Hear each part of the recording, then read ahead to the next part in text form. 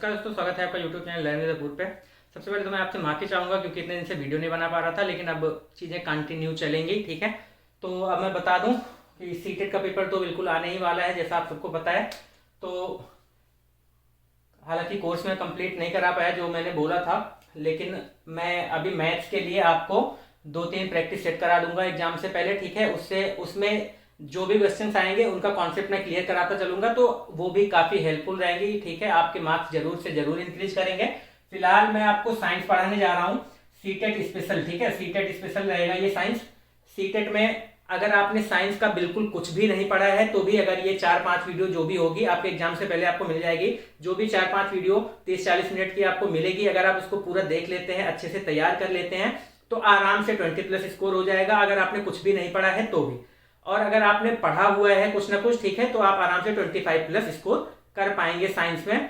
बस लेकिन रेगुलर आपको ये वीडियो 4-5 वीडियो जो भी आएगी देख लेना है। आज पहली वीडियो है, ठीक है, सीटेट स्पेशल साइंस की पहली वीडियो है। तो चलिए वीडियो को शुरू करते हैं। और हाँ, अगर आप इस चैनल पे नए हैं तो मैं आपको बता दूं कि इस चैनल पे आपको टेट, सीटेट, सुपर टेट के लिए मैथ्स का और साइंस का कंप्लीट कोर्स कराया जाएगा।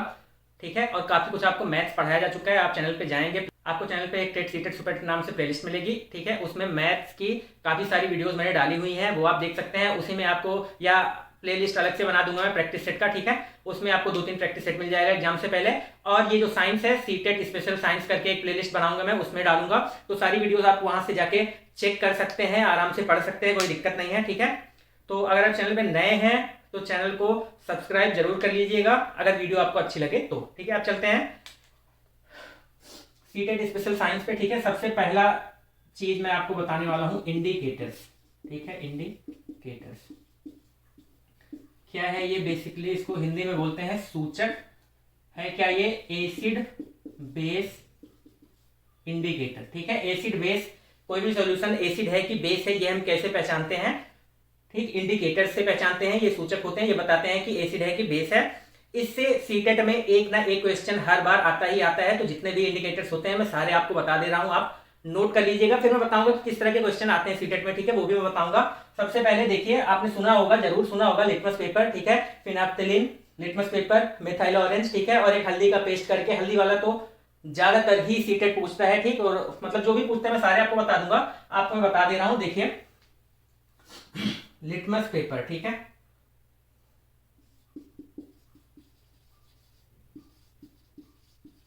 एक चार्ट आप बना लीजिएगा, उसी में लिख लीजिएगा और उसको याद कर लीजिएगा। ठीक है, लिटमस पेपर एसिड में क्या होता है और बेस में क्या होता है। लिटमस पेपर 2 कलर का होता है। ठीक है, एक रेड एक ब्लू। ठीक, तो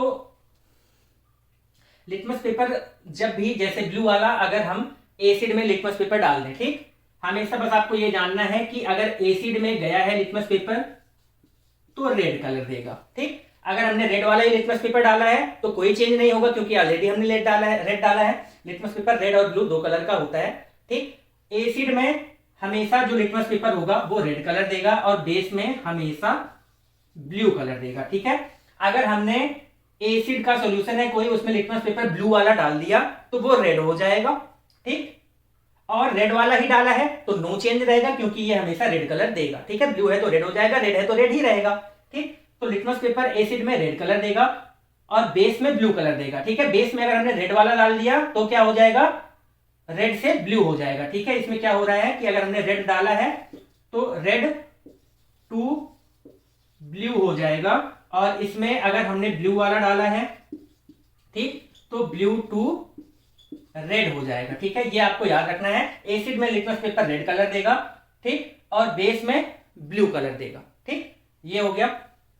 बाकी अगर इसमें हमने रेड डाला है तो रेड ही रह जाएगा, ब्लू डाला है तो ब्लू ही रह जाएगा, नो चेंज हो जाएगा। ठीक, इस तरह से आपको याद रखना है। लिटमस पेपर हो गया। उसके बाद फिनाप्थेलिन। ठीक है, फिनाप्थेलिन होता है एक। ठीक, फिनाप्थेलिन के लिए क्या होता है? एसिड में कलरलेस रहेगा। ठीक, एसिड में कलरलेस रहेगा और बेस में पिंक कलर देगा। ठीक, एसिड में कलरलेस रहेगा, बेस में पिंक कलर देगा। ठीक है, बेसिक कोई सॉल्यूशन है उसमें आप फिनाप्थेलिन डालेंगे तो वो पिंक कलर का हो जाएगा। ठीक, और एसिड में डालेंगे तो कलरलेस रह जाएगा। या फिनाप्थेलिन का सॉल्यूशन है उसमें आप एसिड डाल देंगे, ठीक, तो कोई कलर में चेंज नहीं होगा, कलरलेस रहेगा। और बेसिक सोल्यूशन आप डाल देंगे तो पिंक कलर का हो जाएगा। ये चीजें आपको याद रखनी है, इससे एक क्वेश्चन हर बार आता ही आता है, चाहे इससे पूछ लेगा चाहे इससे पूछ लेगा। ठीक, उसके बाद देखिए एक होता है हल्दी का पेस्ट। ठीक है, हल्दी में थोड़ा पानी मिला के उसका पेस्ट बना लेते हैं। उसमें क्या होगा, जब एसिड में आप डालेंगे, ठीक है, जब आप एसिड में डालेंगे तो वो येलो ही रहेगा। येलो का मतलब नो चेंज।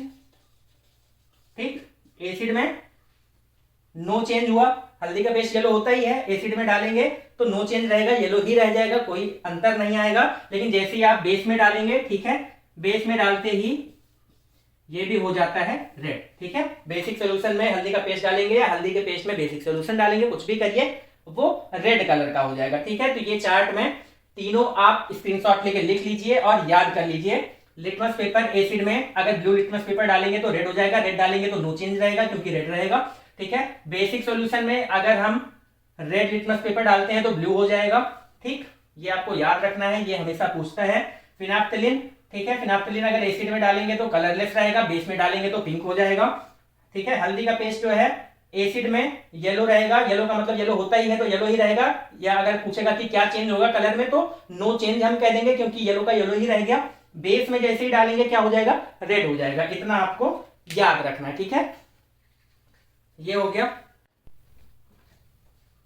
अब आपने इतना लिख लिया होगा। अब एक और बच रहा है, वो भी मैं बता दे रहा हूं। ठीक है, इसको मैं मिटा रहा हूं। एक और इंडिकेटर बच रहा है आपका METHYL, मिथाइल ऑरेंज। ठीक है, एक मिथाइल ऑरेंज बच रहा है। ये क्या होगा, एसिड में जब डालेंगे तो एसिडिक सॉल्यूशन में डालेंगे तो वो रेड कलर का हो जाएगा। ठीक, और बेसिक में डालेंगे तो येलो हो जाएगा। ठीक है, हालांकि ये वाला सीटेट में नहीं पूछा गया है अभी तक और पूछा भी हो सकता है ना जाए, लेकिन बाकी तीन आपको एकदम अच्छे से याद करके रखना है। ठीक, क्वेश्चन आता है। चलिए ये तो हो गया। अब मैं आपको दिखा देता हूं एक क्वेश्चन किस तरह से आता है। अगर आप उसको याद रखेंगे कि किसमें क्या होता है तो आप समझ जाएंगे। ठीक, अब मैं क्वेश्चन बता दे रहा हूं किस तरह का आता है। देखिए, बोल देगा कि 3 टेस्ट ट्यूब है। ठीक है, ABC बोलेगा 3 टेस्ट ट्यूब है, तीनों में क्या है कि फिनाप्थलीन भरा हुआ है। ठीक है, PHH होता है इसका फॉर्मूला, हालांकि मैं PH से लिख दे रहा हूं, आप समझ लीजिएगा। 3 टेस्ट ट्यूब है, इसमें PH भरा हुआ है। ठीक है, फिनाप्थलीन भरा हुआ है। ठीक, इसमें एक में डाला गया NaOH, दूसरे में डाला गया HCl, तीसरे में डाला गया डिस्टिल्ड वाटर।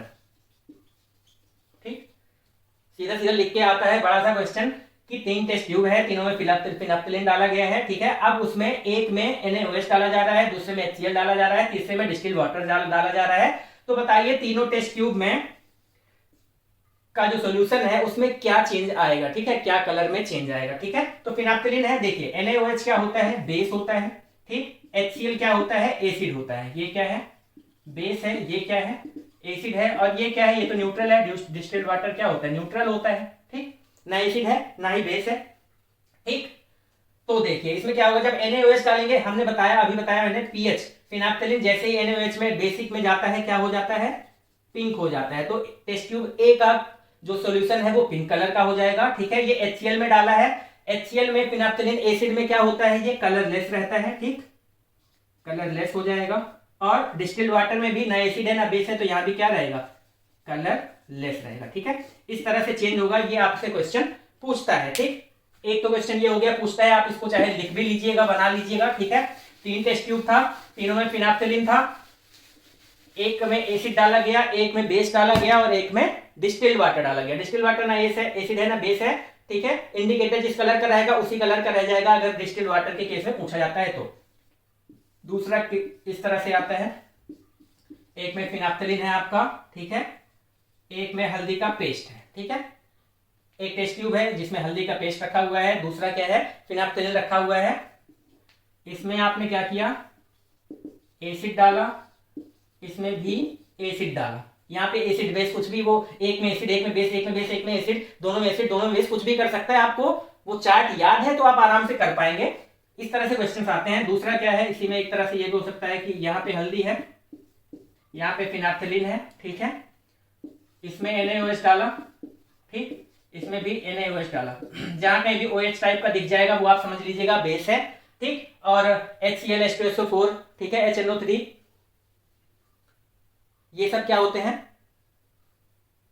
एसिड होते हैं। ठीक। अब यहाँ पे देखिए हल्दी वाला पेस्ट है, फिनाप्थिलिन है, हल्दी वाला पेस्ट है, फिनाप्थिलिन है, दोनों में एसिड डाला गया, दोनों में बेस डाला गया, कलर में क्या चेंज आएगा यही पूछा जा रहा है। तो मैंने बताया कि हल्दी जो है एसिड में नो चेंज होता है, तो यहाँ पे क्या कर देंगे, यहाँ पे नो चेंज आएगा। नो चेंज का मतलब कह सकते हैं कि वो येलो ही रह जाएगा क्योंकि येलो पेस्ट होता है। ठीक। फिनाप्थिलिन एसिड में क्या होता है, कलरलेस रहता है। तो अगर एसिड में एसिड डाला जा रहा है दोनों में, तो ये नो चेंज रहेगा, ये भी नो चेंज ही रहेगा, कलरलेस और येलो कह सकते हैं। ठीक है, या नो चेंज कह सकते हैं, कुछ भी दे सकता है।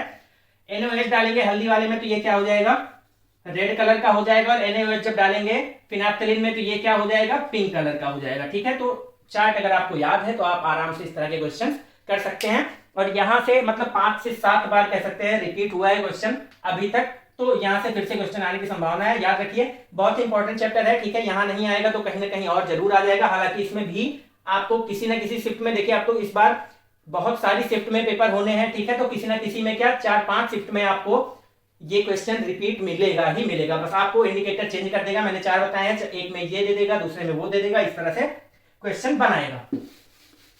तो ये तो हो गया आपका इंडिकेटर, यहां से एक क्वेश्चन आपका पक्का है। अब चलते हैं दूसरे टॉपिक पे, अब चलेंगे डिजीज पे। ठीक है, सीटेट बहुत ज्यादा पूछता है कि कौन से रोग जीवाणु से होने वाले हैं, कौन से विषाणु से होने वाले हैं। ठीक है, कौन सा बैक्टीरिया से होता है, कौन सा वायरस से होता है, इस तरह के क्वेश्चन सीटेट में बहुत आते हैं। तो मैं एक ही बार में आपको क्लियर करा दूंगा। ठीक है, तो यहां पे हम सीधा लिखेंगे जीवाणु से होने वाले रोग। जीवाणु का मतलब बैक्टीरिया। ठीक है, कौन से रोग बैक्टीरिया से होते हैं। ठीक, सबसे पहले ये, ठीक, इसमें देखेंगे शॉर्ट ट्रिक याद करेंगे आप, मैंने भी कहीं से देखा ही था। ठीक है, पंडित का टीका न्यू है। ठीक है, ये मैंने कहीं से देखा था, वही मैं आपको बता दे रहा हूं। हालांकि ये ठीक है, याद करने के लिए आसान हो जाता है इससे। ठीक है, जीवाणु से होने वाले रोग में आपको याद रखना है पंडित का टीका न्यू है। अब सारे वर्ड से एक एक रोग के नाम मैं बताऊंगा, वो भी आपको याद रखना है। देखिए, पा से हो जाएगा आपका प्लेग। ठीक है, डी से हो जाएगा डिप्थीरिया, ता को आप टा की तरह समझिए। ठीक है, ये हो जाएगा आपका टाइफाइड। टाइफाइड, का से आपका हो जाएगा काली खांसी। ठीक, टी से आपका टिटनेस हो जाएगा। ठीक है, टिटनेस के साथ ही साथ आप टीबी भी लिख लीजिए, टीबी भी बैक्टीरिया से ही होता है। ठीक, टिटनेस हो गया, टीबी हो गया। इस वाले का से आप कर लेंगे कुष्ठ रोग। ठीक है, न्यू से हो जाएगा न्यूमोनिया, है से हो जाएगा आपका हैजा। ठीक है, जीवाणु से होने वाले रोग, इनमें से कोई भी रोग आपको दे और पूछे ये वायरस से, मतलब इस तरह से पूछेगा कौन सा इनमें से बैक्टीरियल डिजीज है। ठीक है, कौन सा बैक्टीरिया से होता है, या कौन सा पूछ लेगा वायरल है, कौन सा वायरस से होता है। ठीक है, इस तरह से पूछेगा। 4-5 ऑप्शन दिए रहेंगे, जैसे जीवाणु से होने वाला रोग इनमें से बताइए, तो 4 ऑप्शन दिया रहेगा, उसमें से एक हैजा रहेगा, तो आप हैजा को टिक करेंगे कि ये जीवाणु से होता है। न्यूमोनिया रहेगा, न्यूमोनिया कर देंगे। इस तरह से आपको याद रखना है कि कौन सा रोग किससे होता है। जीवाणु से होने वाले रोग में आपको याद रखना है शॉर्ट ट्रिक, पंडित का टीका न्यू है, पा से प्लेग, डी से डिप्थीरिया, ता से ता को टा की तरह ही ट्रीट करिए, टाइफाइड हो जाएगा, ता से काली खांसी, टी से टिटनेस और टीबी। ठीक है, का से कुष्ठ रोग, न्यू से न्यूमोनिया, है से हैजा। ठीक है, इतना आप स्क्रीनशॉट ले लीजिए और नोट बना लीजिए। ये हो गया जीवाणु से होने वाले रोग, आपको याद रखना है। अब हम चलेंगे अगला है विषाणु से होने वाले रोग। विषाणु मतलब वायरस। ठीक है, कौन से रोग हैं जो वायरस से होते हैं। अब इसका भी शॉर्ट ट्रिक है, इसको भी देखेंगे। चलिए इसमें देखेंगे विषाणु से होने वाले रोग में ट्रिक है आपका, रेखा हमें हिट करके पीछे छोड़ गई। ठीक है, रेखा हमें हिट करके पीछे छोड़ गई। ठीक, इसमें देखिए रे से हो जाएगा आपका रेबीज, खा से हो जाएगा खसरा, इसको मीजल्स भी कहते हैं। ठीक है, अगर इंग्लिश में दे देगा खसरा की जगह मीजल्स किससे होता है, तो वायरस से होता है, मीजल्स खसरा होता है। ठीक, हा से हो जाएगा हर्पिस। ठीक है, मां से हो जाएगा मेनिंजाइटिस। ठीक है, मां से हो जाएगा मेनिंजाइटिस, अगर दिख नहीं रहा हो तो सुन लीजिएगा, मेनिंजाइटिस। ठीक है, हेपेटाइटिस, ठीक है। हा से हो जाएगा हेपेटाइटिस, फिर टा से हो जाएगा आपका ट्रैकोमा, ठीक। रा से रेबीज, खा से खसरा, खसरा को मीजल्स भी कहते हैं, हा से हर्पिस, में से मेनिंजाइटिस, फिर से हा आएगा तो हेपेटाइटिस, टा से आपका ट्रैकोमा, ठीक है। करके आप छोड़ दीजिए, इससे कोई मतलब नहीं है। पीछे को आप पोएचे की तरह समझिए, पीछे पोएचे। पो से हो जाएगा आपका पोलियो, ठीक है, ये पोलियो हो गया। ये क्या हो जाएगा, एड्स हो जाएगा, ठीक है। और चा से हो जाएगा चेचक, ठीक है। छा से छोटी माता, कर लीजिए छोटी माता, चेचक कुछ भी दे, ठीक है। ये जो डा है, डा की तरह इसको समझिए, ये हो गया आपका डेंगू, ठीक है। डेंगू भी क्या है आपका वायरल डिजीज है, ठीक। गा से आप करेंगे गलशोध, ठीक, गा से गलशोध। और ये जो ई है, ठीक है, गा से गलशोध, ई से हो जाएगा आपका इन्फ्लुएंजा, ठीक है, इन्फ्लुएंजा, ठीक। ये सारे रोग हैं जो वायरस से होने वाले हैं, इसको आप याद रखिए। क्वेश्चन में एक ना एक क्वेश्चन पेपर में जरूर से जरूर आता है, ठीक है। कौन सा वायरल डिजीज है, कौन सा कवक से होता है, वो सारी मैं चीजें आपको बताऊंगा, एक साथ आपको लिख लेना है, ठीक है। विषाणु से होने वाले रोग, रेखा हमें हिट करके पीछे छोड़ गई।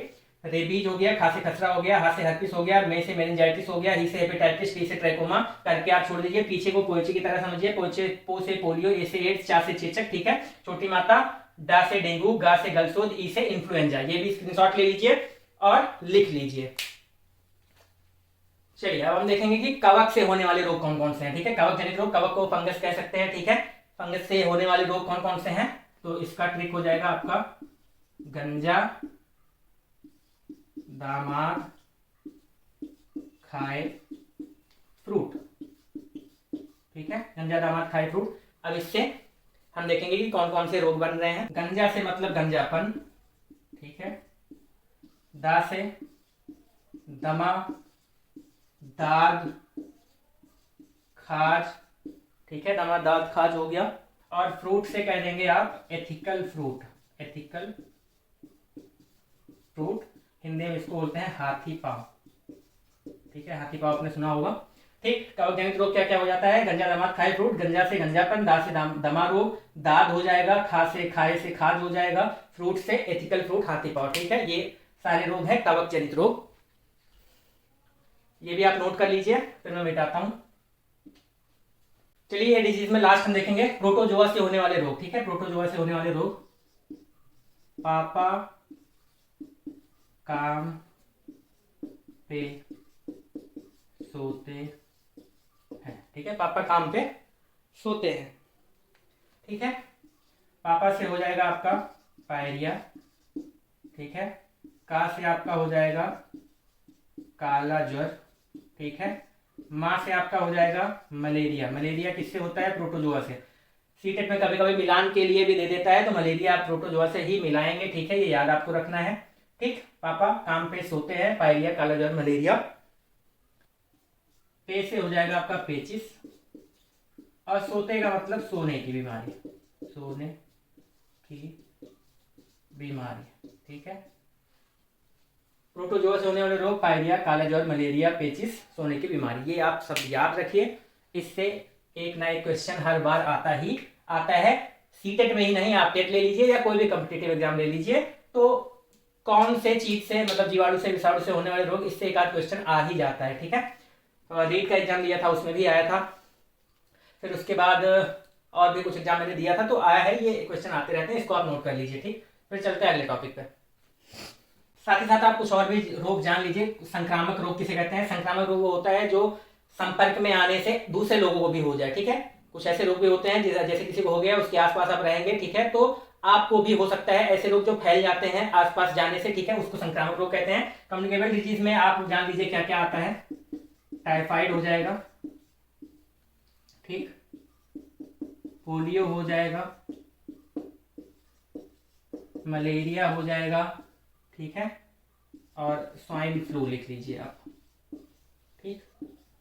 ज्यादातर आपको इन्हीं में से कोई एक ऑप्शन मिल जाएगा, पूछेगा संक्रामक रोग इनमें से कौन सा है, तो इनमें से अगर कोई दिख रहा है तो आप उस पर टिक कर सकते हैं, ये आप याद रखिए। कुछ और उसके बाद हम कौन से टीके की खोज किसने की, ये भी इसी वक्त जान लेते हैं, क्योंकि हम रोग पढ़ रहे हैं, ठीक है, ताकि ये चैप्टर ठीक ठाक तरीके से खत्म हो जाए। तो ये हो गया।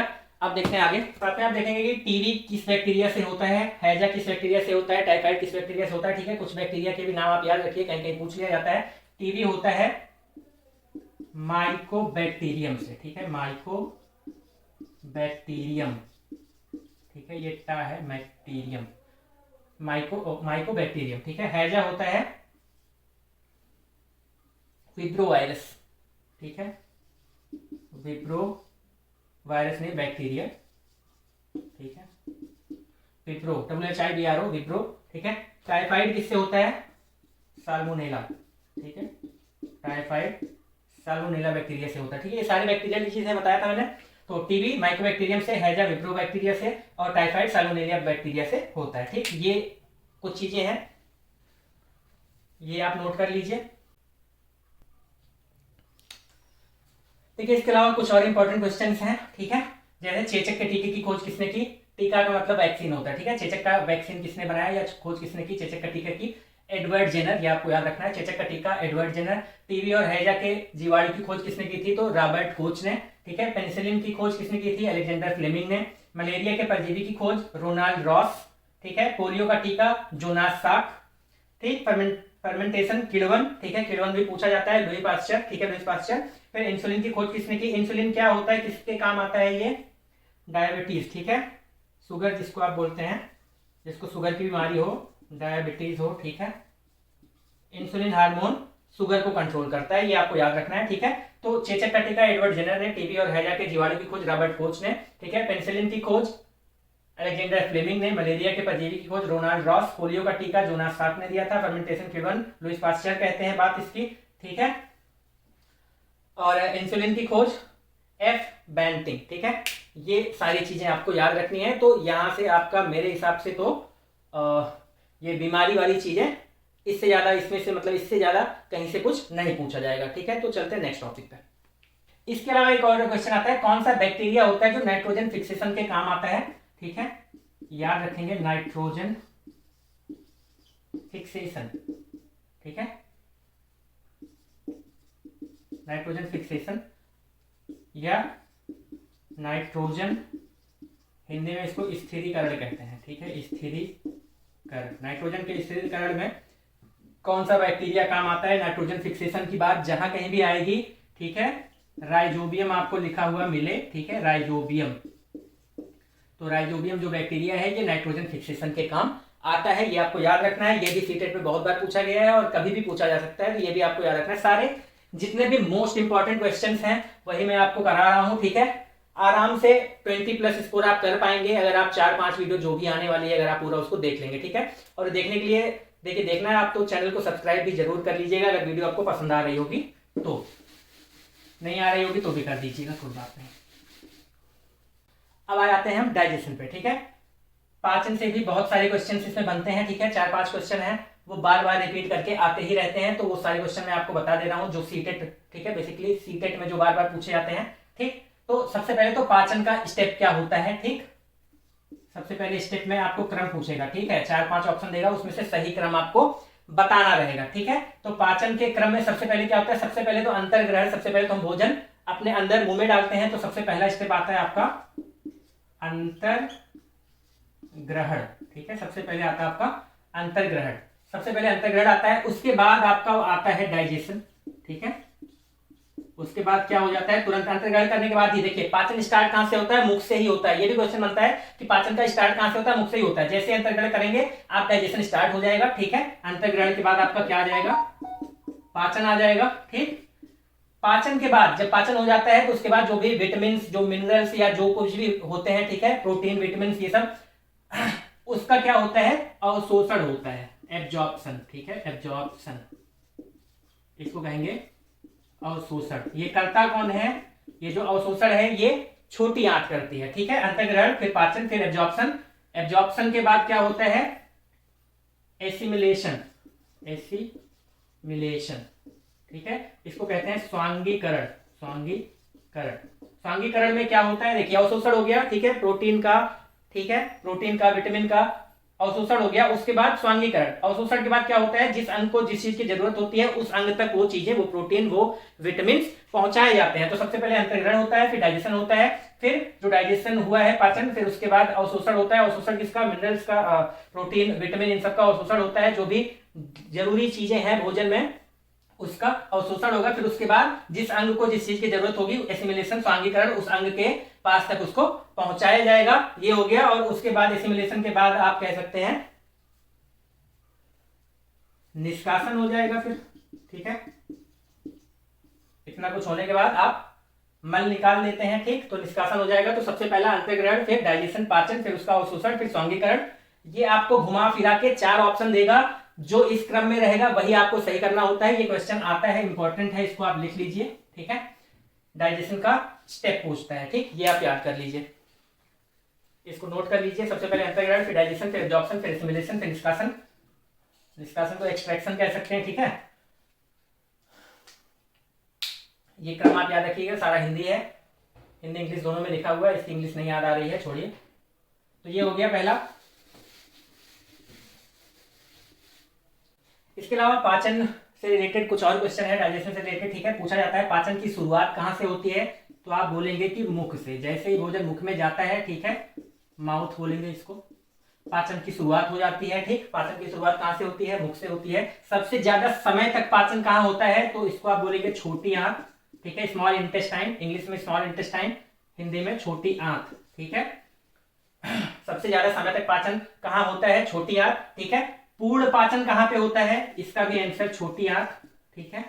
छोटी आंत में, स्मॉल इंटेस्टाइन में ही पूर्ण पाचन होता है, ठीक है। पूछ ले मैक्सिमम डाइजेशन एंड एब्जॉर्प्शन, ठीक है।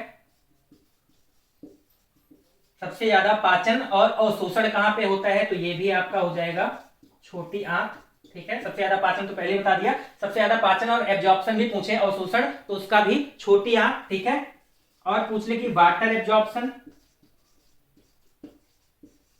वाटर एब्जॉर्प्शन मतलब पानी का अवशोषण कहां पे होता है, ठीक है। पानी का अवशोषण होता है बड़ी आंत, बड़ी आंत, इसको क्या बोलेंगे, लार्ज इंटेस्टाइन, ठीक। ये कुछ इंपॉर्टेंट क्वेश्चंस हैं जो आपको आने चाहिए, याद रखना है। पाचन की शुरुआत कहां से होती है, मुख से होती है। जैसे ही भोजन आप मुंह में रखेंगे, मुंह, ठीक है, माउथ में जाएगा, तुरंत से ही पाचन स्टार्ट हो जाता है। लार वगैरह उसमें मिलती है। लार क्या करता है, पाचन का ही काम शुरू कर देता है तुरंत, ठीक है। सबसे ज्यादा समय तक पाचन कहां पे होता है, छोटी आंत में होता है। पूर्ण पाचन कहां पे होता है, छोटी आंत में होता है। मैक्सिमम डाइजेशन या मैक्सिमम एब्जॉर्प्शन पूछ ले कहां पे होता है, वो भी छोटी आंत में होता है, ठीक। लेकिन वाटर का एब्जॉर्प्शन पूछेगा तो वो लार्ज इंटेस्टाइन, बड़ी आंत में होता है, ठीक। ये आप नोट करेंगे। फिर उसके बाद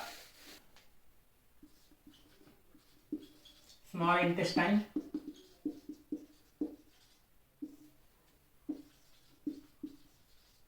लार्ज इंटेस्टाइन, ठीक। इसको बोलेंगे आप छोटी आंत, इसको बोलेंगे बड़ी आंत, ठीक। छोटी आंत, बड़ी आंत। देखिए लेंथ पूछता है, ठीक है ना, इसकी लेंथ कितनी होती है आपको पता होगा, नहीं भी पता हो तो मैं बता दे रहा हूं। छोटी आंत जो होती है लंबाई में बड़ी होती है, ठीक है। छोटी, देखिए इसका क्या होता है, डायमीटर, जैसे इस तरह से आंत है तो ये डायमीटर, ये ज्यादा चौड़ा रहेगा, इसलिए इसको बड़ी आंत कहते हैं, ठीक है। और ये छोटी आंत जो होती है वो पतली होती है, ठीक है, पतली होती है, इसका डायमीटर कम होता है लेकिन इसकी लेंथ ज्यादा होती है, ठीक है। तो छोटी आंत जो होती है वो बड़ी होती है और बड़ी आंत जो होती है वो छोटी होती है। डायमीटर ज्यादा होता है इसलिए इसको बड़ी बोलते हैं। बाकी लेंथ की बात, लंबाई की बात करेंगे तो छोटी आंत ज्यादा लंबी होती है, बड़ी आंत कम लंबी होती है। तो छोटी आंत की लंबाई होती है आपकी 7.5 मीटर ऑलमोस्ट, और इसकी होती है 1.5 मीटर, ठीक है। इसका होता है, कह सकते हैं 20 से 22 फीट, और ये होता है 4 से 5 फीट, ठीक। ये आपको याद रखना है। सीधा सीधा कभी कभी पूछ लिया जाता है छोटी आंत और बड़ी आंत की लेंथ का रेशियो पूछ लिया जाता है, ठीक है। तो ये 20 और यहाँ से 4 ले लीजिए, तो जब रेशियो करेंगे 10:4 या फिर 22 और 5 का कर लीजिए, मतलब सीधा सीधा ये मीटर वाला ले लीजिए।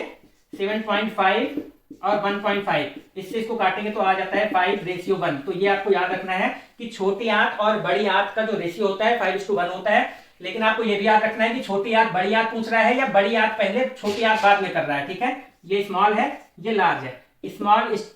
स्मॉल का लार्ज से पूछेगा तो ये हो जाएगा और लार्ज का स्मॉल से पूछेगा तो हम 1:5 कहेंगे। ये चीज आपको हमेशा ध्यान रखनी है कि कौन पहले पूछ रहा है। जो पहले पूछ रहा है उसका पहले आएगा। तो 5 1 और 1 5 दोनों आंसर हो सकता है। आपको ध्यान देना पड़ेगा क्वेश्चन में कि पूछ क्या रहा है, स्मॉल का लार्ज से या लार्ज का स्मॉल से। उस हिसाब से रेशियो आपका बदल जाएगा।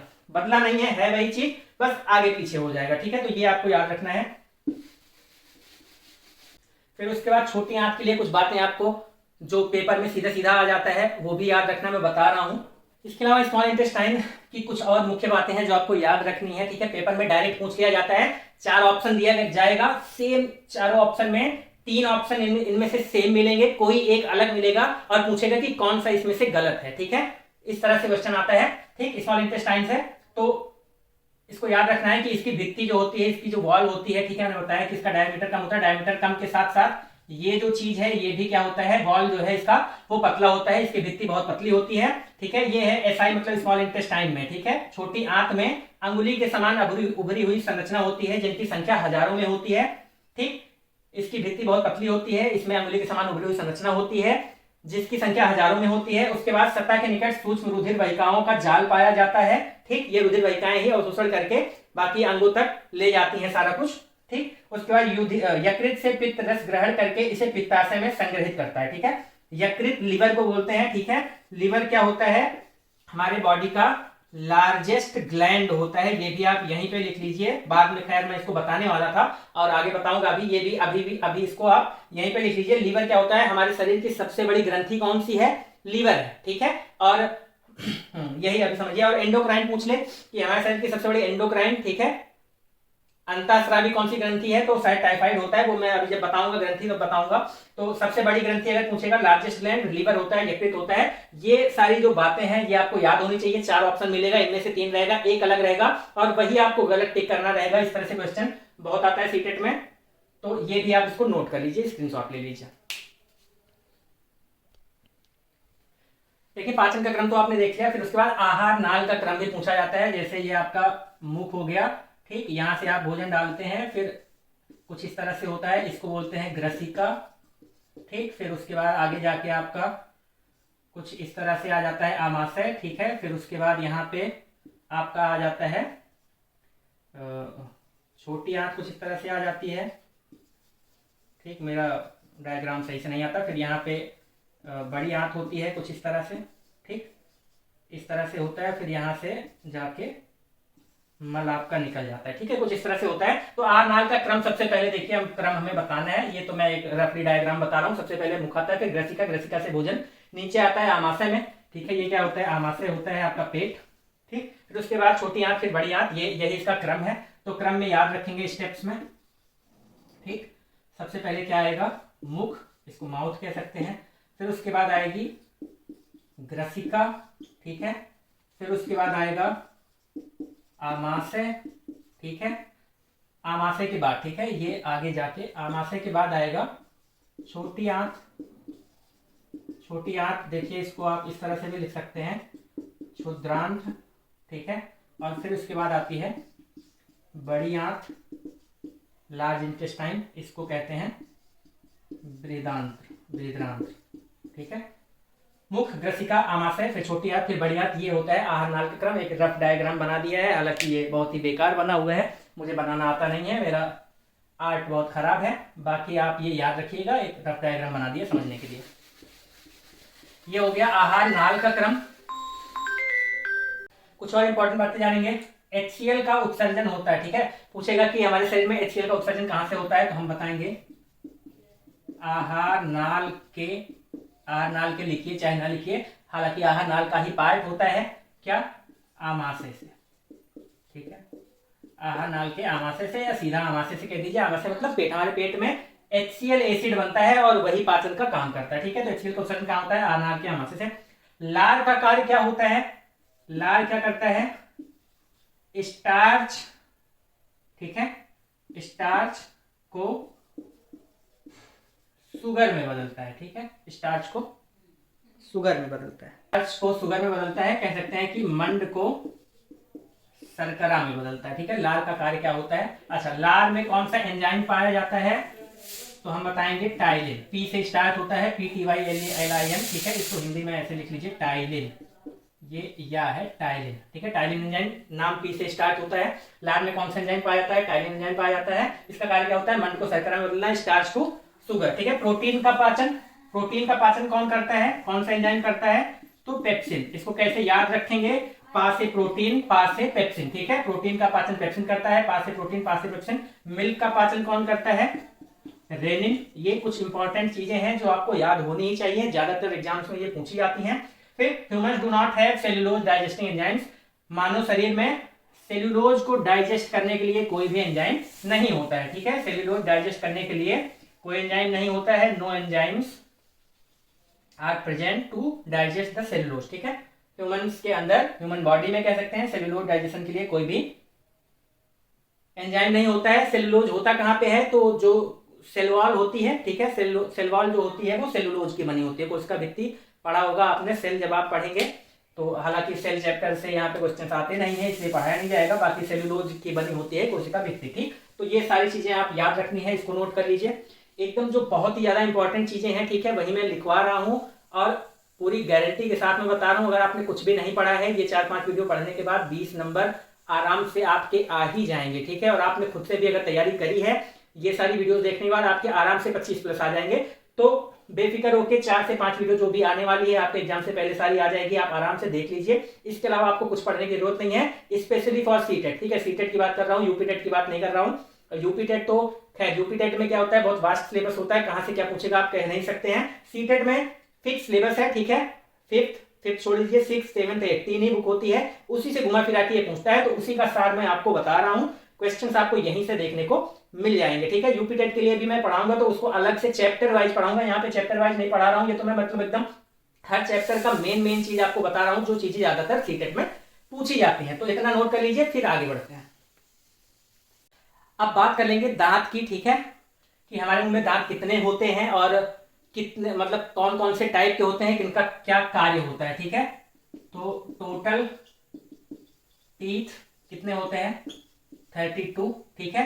32 में जो होता है 20 जो होता है और 12, 20 और 12 में इसको तोड़ लीजिए। 20 जो होता है इसको कहते हैं द्विबारदंती, या कह सकते हैं अस्थाई दूध के दांत जो होते हैं, ठीक है। ये एक बार टूटते हैं और दोबारा निकलते हैं। द्विबारदंती मतलब 2 बार जमना, एक बार टूट जाते हैं तो दोबारा आ जाते हैं। 20 दांत ऐसे होते हैं और 12 जो होते हैं अस्थाई होते हैं, जो एक बार टूट जाएंगे तो दोबारा नहीं आएंगे। तो टोटल 32 होता है, 32 में 20 और 12 होता है। 20 द्विबारदंती होता है और 12 अस्थाई होता है। 20 को अस्थाई बोलते हैं, ये हो गया उसका, ठीक है। टाइप्स क्या क्या होते हैं, ठीक, तो होता है इंसीजर,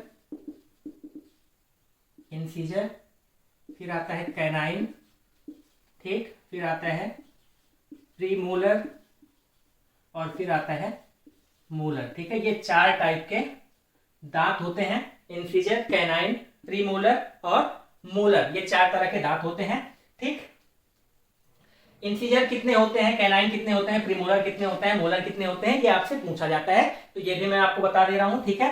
इंसीजर जो होता है वो 8 होता है, ठीक। कैनाइन जो होता है वो 4 होते हैं, ठीक है।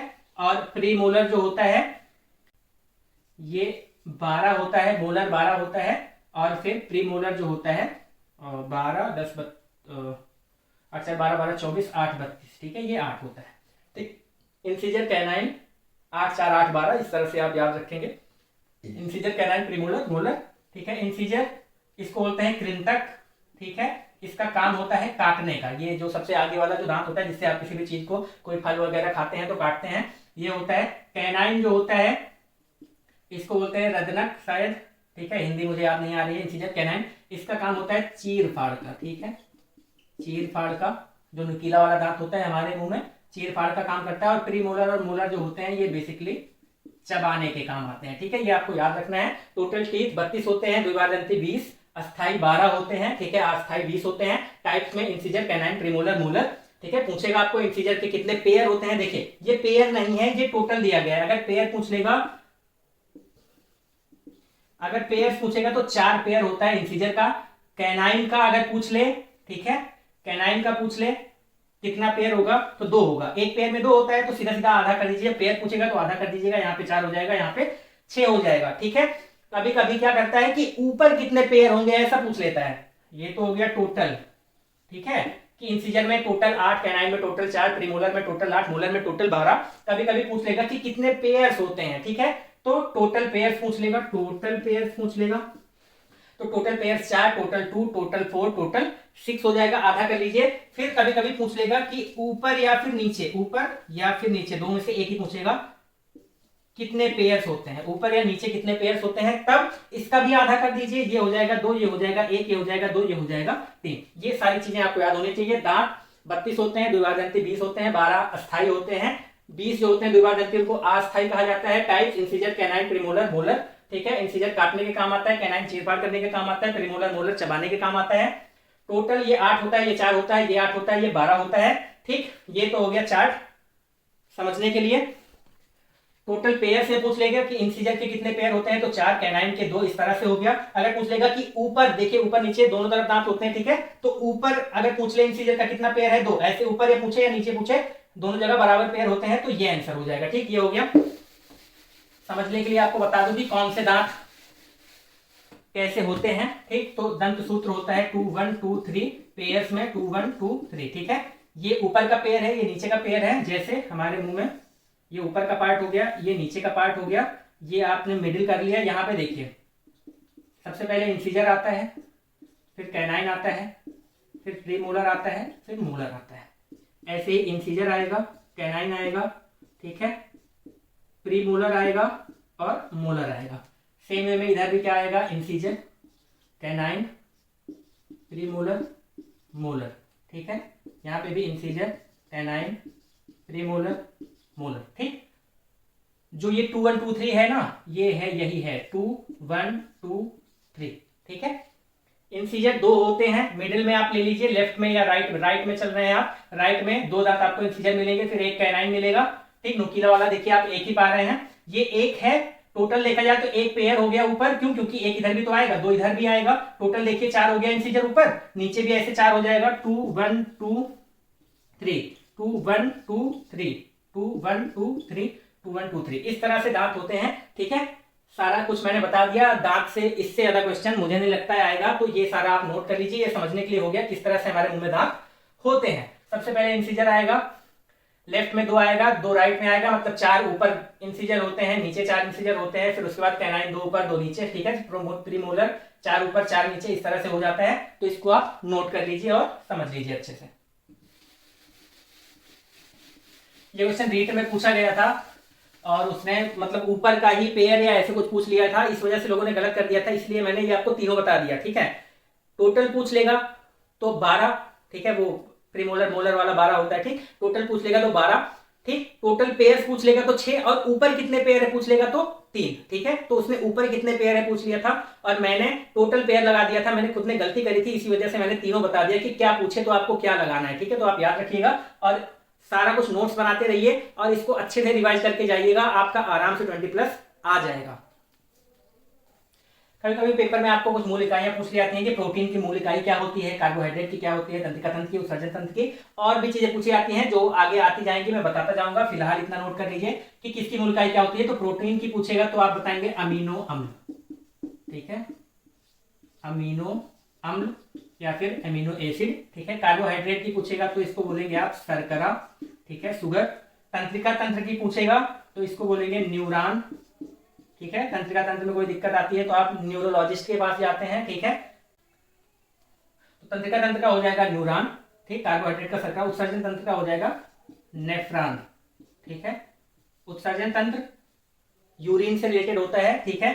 और किडनी की स्टडी को नेफ्रोलॉजी भी कहते हैं, ठीक है। किडनी की स्टडी को नेफ्रोलॉजी कहते हैं, ऐसा कुछ होता है। तो वहीं से किडनी से ही रिलेटेड है उत्सर्जन तंत्र, और इसीलिए इसका मूल इकाई क्या है, नेफ्रॉन है, ठीक है। तो प्रोटीन का अमीनोन, कार्बोहाइड्रेट का शर्करा, तंत्रिका तंत्र का न्यूरॉन और उत्सर्जन तंत्र का नेफ्रॉन। हालांकि मैं बायो से नहीं हूं, लेकिन क्योंकि सीटेट के लिए मैंने काफी कुछ पढ़ा हुआ था और काफी हेल्पफुल रही ये चीजें, ठीक है। मेरा स्कोर मतलब मैथ साइंस में अच्छा खासा आया था, तो इन्हीं सब चीजों को पढ़ के आया था, इसलिए मैं आपको यही सारी चीजें बता रहा हूँ, ठीक। तो ये सारी चीजें नोट कर लीजिए और आज के लिए बस इतना ही, फिर मिलते हैं नेक्स्ट वीडियो में, ठीक है। 4 से 5 वीडियो ही टोटल आने वाली है, आप आराम से देख लीजिएगा। हो सकता है कल ना आ पाए क्योंकि कल मुझे कहीं जाना है, कल हो सकता है ना आ पाए, लेकिन उसके बाद फिर आ जाएगा। और इसके बाद जो आएगा आपको मैथ का प्रैक्टिस सेट भी साथ में आएगा एक, ठीक है। एक प्रैक्टिस एक प्रैक्टिस वीडियो भी बनाऊंगा मैं मैथ के लिए, और साथ में साइंस का अगला पार्ट भी आएगा। तो नेक्स्ट डे जब भी वीडियो आपको मिलेगी, मतलब कल तो हो सकता है ना मिले, परसों जब मिलेगी तो आपको 2 वीडियो एक साथ मिलेगी। तो आप तैयारी करते रहिए। होप कि आपका सीटेट का पेपर बहुत अच्छा जाए। धन्यवाद।